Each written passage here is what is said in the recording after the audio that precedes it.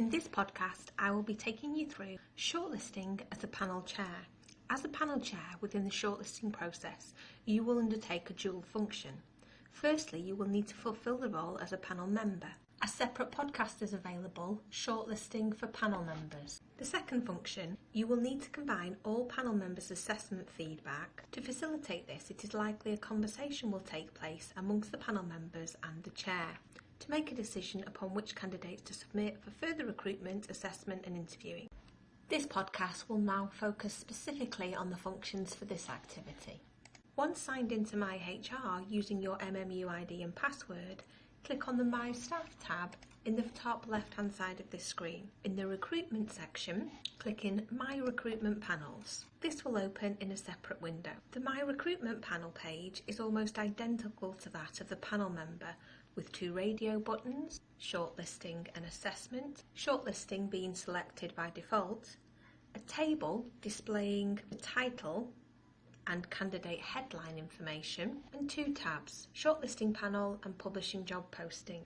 By selecting the position above, will display the appropriate candidates below. In addition, there are now two buttons, Assess Candidate, which was available in Panel Shortlisting, and Panel Chair. Click Panel Chair.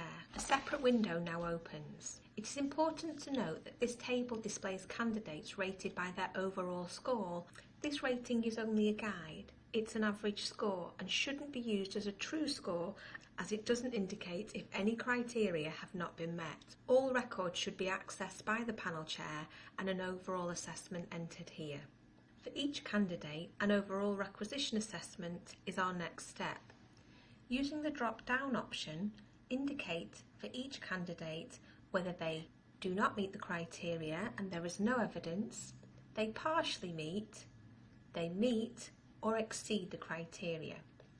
In this example, we are going to say first candidate partially meets, the second candidate meets the criteria, and the third candidate does not meet any evidence. Once all candidates have been reviewed, we can now select an outcome.